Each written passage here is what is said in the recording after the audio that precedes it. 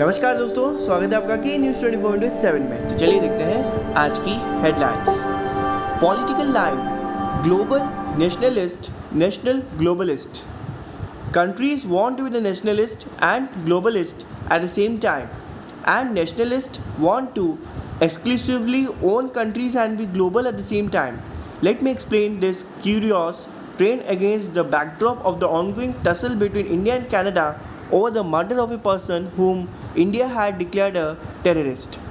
Sikh nationalists who want a separate state of Khalistan to be carved out of India are active across several countries. Canada, Australia, the United Kingdom and the United States. There is little within the Sikh majority Indian state of Punjab that is supportive of the call for a separate nation. Khalistan nationalism and the violence associated with it are not actually happening in the territory that they hope to create as their own nation, but it is a scattered global enterprise.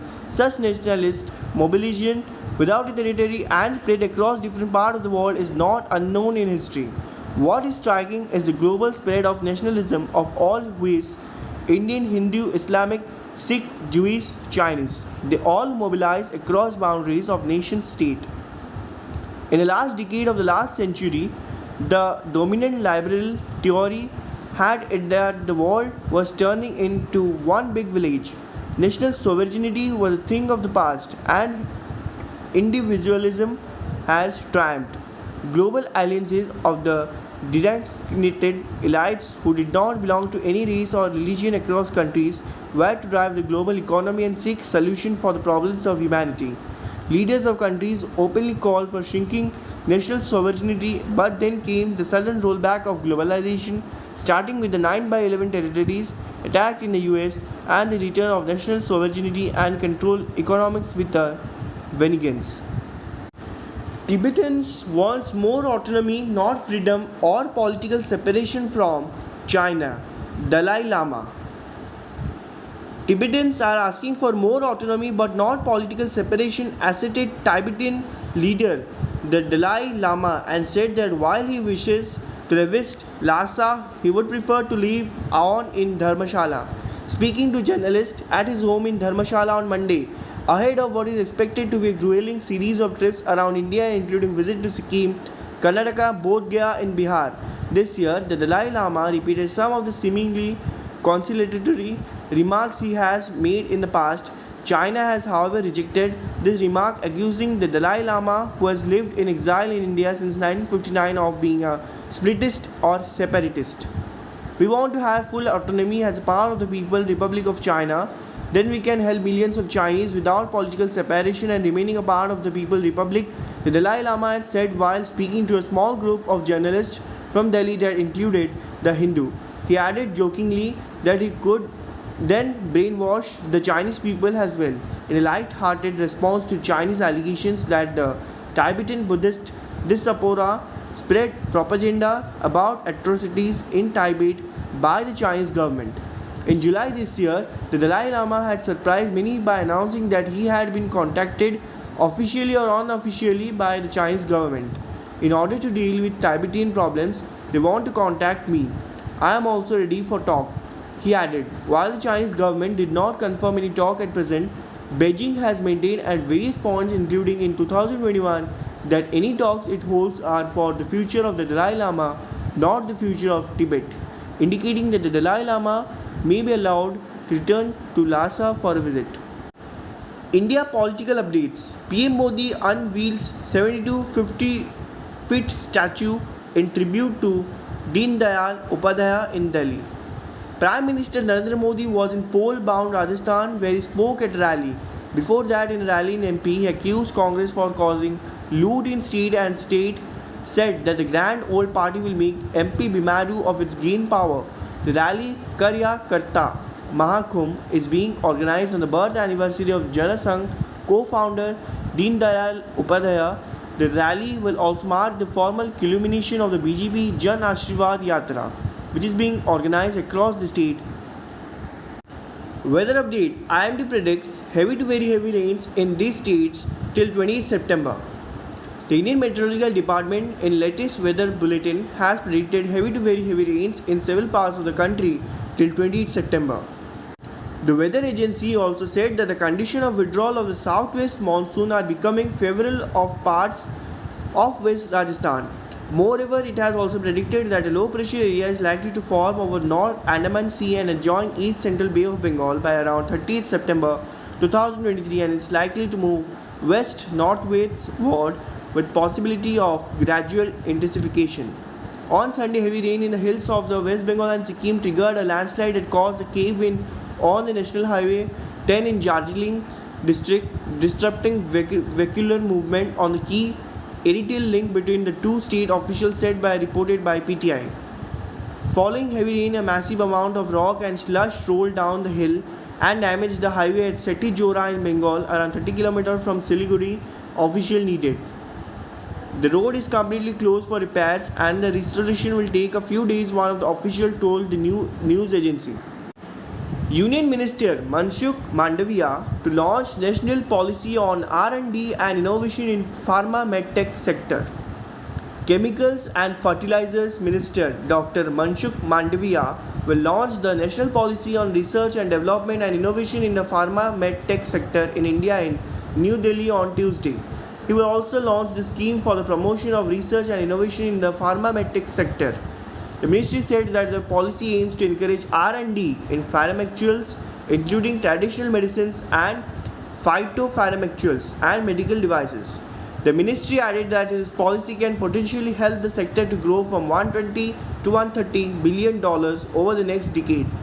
It said that even with bringing together policymakers, experts, academicians and think tanks from the healthcare sector, the ministry is hoping the event will address key topics such as India's drug and pharmaceutical export trend, the need for the policy and a monitoring and evaluation mechanism. Travel unpacked. Red Sea International opens and the UAE's first direct flight to Penang. The first flight to Saudi Arabia, New Red Sea International Airport, touched down on Thursday and it was an Airbus A320 flying in from Riyadh. In other airport news, Singapore Changi is set to go passport free next year, while in France a wheelchair bound Ryanair passenger was left behind at Bordeaux airport. Here's a roundup of recent travel and tourism news in case you missed it. The first flight to Saudi Arabia's new Red Sea International Airport landed on Thursday. Red Sea Global is celebrating the launch of the twice weekly Saudi service between Riyadh and the Red Sea, which is now in the beginning phase of its official opening. The new service departs from King Khalid International Airport every Thursday and Saturday. The flight takes under 2 hours and returns to Riyadh later the same day. Health and Family Welfare Ministry and National Health Authority to organize a 2-day event, Arogya Manthan in New Delhi. Health and Family Welfare Ministry and National Health Authority will organize a 2-day event Arogya Manthan in New Delhi and beginning today. The 2-day event aims to celebrate the completion of 5 years of Ayushman Bharat Pradhan Mantri Jan Arogya Yojana and 2 years of Ayushman Bharat Digital Mission. Union Health Ministry said the event will be filled with insightful discussions and deliberation on challenges, trends, and best practices related to the schemes. The ministry said the scheme aimed to provide accessible, available, affordable, and scalable healthcare to achieve the vision of universal health coverage in India. Ayushman Bharat Pradhan Mantri Jan Arogya Yojana has ensured good health for crores of people and downtrodden families and have also protected their families from catastrophic healthcare expenditure with 5 crores 50 lakh free hospitalizations worth rupees 69,000 crore rupees.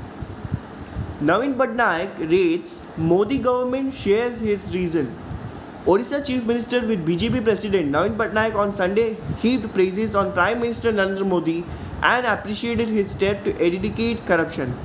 Patnaik was participating in an interactive session at the Odisha Literary Festival organized here by the New India Express Group. Rating the Modi government 8 out of 10, Patnaik hailed the centre's foreign policy and worked towards eradication of corruption. I rate the Modi government 8 out of 10 because of what he has done for foreign policy and also in various other matters. Also, there has been less corruption in this government, Patnaik said. Replying to a question on the Women's Reservation Bill, Patnaik said, I think it's a very important step.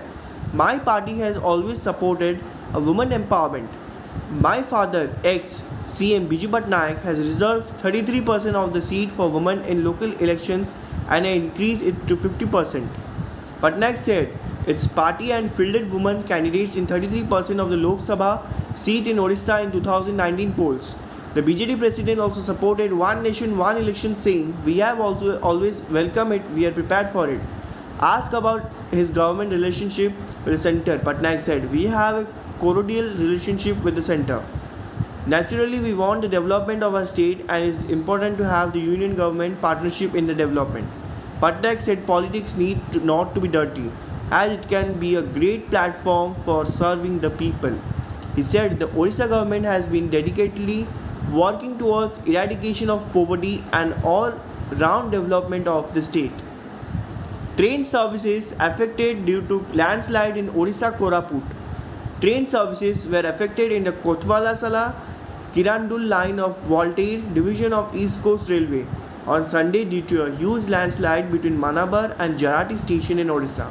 An official statement said the incident took place late on Saturday night and debris covered the track. Restoration work is underway in full swing and railway officials are present at the spot. A.K. Tripathi, Senior Divisional Commercial Manager of the Voltaire Division, said in the statement, several trains were short terminated due to incident. Raulkela Jagdalpur Express, the Bhubaneswar Jagdalpur Hirakhand Express and Visakhapatnam Kirandul Night Express were short terminated at Koraput.